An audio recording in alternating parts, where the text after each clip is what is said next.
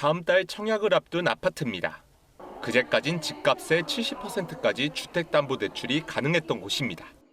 84제곱미터 분양가인 16억 원을 대입하면 총부채 원리금 상환 비율 DSR을 감당할 소득만 된다면 11억 원까지 대출이 가능했습니다. 앞으로는 최대 6억 원, 대출 가능액이 최대 5억 원 줄었습니다. 서울에서 대출 가능액이 준 아파트 전체 4채 중 3채꼴로 추정됩니다. 지역별로는 서울 25개 구 중 18개 구가 영향권이었습니다. 강남 3구 혹은 한강벨트 중심으로 한도 축소에 따른 가격적인 부분들 혹은 거래량적인 부분들의 상당 부분 위축될 수 있다. 속칭 불장이었던 서울 집값을 일당 누르며 시간을 번 걸로 보이지만 집값 급등의 또 다른 축인 공급 부족은 구체적 대책이 없습니다. 수도권의 입주 물량은 올해 14만에서 내년 10만 가구, 서울은 2만 가구대로 줄 전망입니다. 서울 아니나 서울과 딱 붙은 직주금적 지역의 공급이 늘지 않으면 급등 불씨가 살아날 가능성이 적지 않습니다. 오래 간다거나 폭이 크다거나 그걸 기대하는 건 조금 힘들 것 같기요. 최근 국정기획위원회가 신도시가 아닌 다른 방식의 공급 확충을 주문하면서 정부도 공급 대책 짜기에 더 무게를 두고 있습니다. 다만 주무부처인 국토부 장관은 오늘 인선에서도 빠졌습니다. 국토부 차관은 이상경 교수가 임명돼 공공주도의 공급 확대 정책에 힘이 실릴 것으로 보입니다. KBS 뉴스 박찬입니다. 한 시중은행의 모바일 앱입니다. 주택담보대출을 신청하려 하자 이런 안내문이 뜹니다. 비대면 대출 접수 제한, 영업점을 방문해달라. 정부의 강화된 대출 규제 시행 첫날, 시중은행들은 일제히 비대면 대출부터 중단했습니다.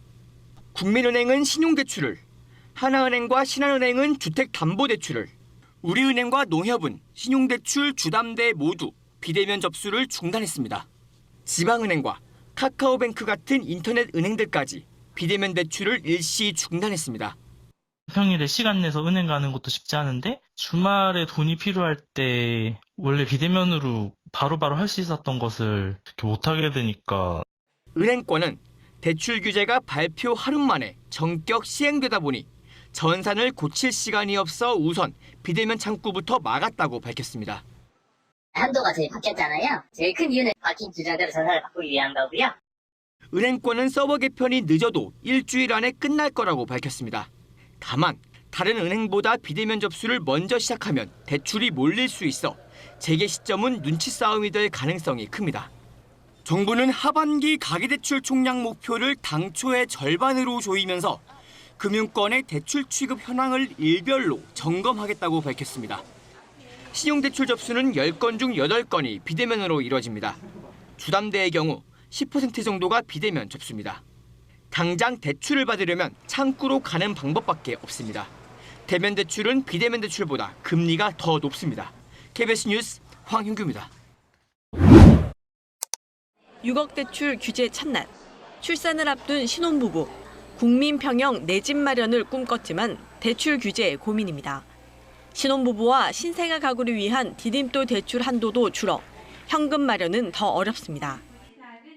원래 규제 나오기 전에는 이제 84 사이즈로 할 생각이었는데 이제 6억 제한이 있다 보니까 조금 맞춰야 될지 최대한 현금을 많이 모아야 될 것 같아서. 강남구 대치동. 토지거래 허가구역으로 사실상 실수요 거래만 이루어지는데 주말 동안 멈춰섰습니다. 지금 하고자 하는 사람들은 지금 없죠. 대출받아도 되고 하거든요. 가장 큰 혼란은 가계약을 했다가 대출이 줄자 집도 못 사고 가계약금도 못 받는 경우입니다. 정부가 규제 발표 당일까지 본 계약을 완료했거나 지자체에 토지거래 허가를 신청한 경우만 대출 한도 규제 예외를 두기로 했기 때문입니다.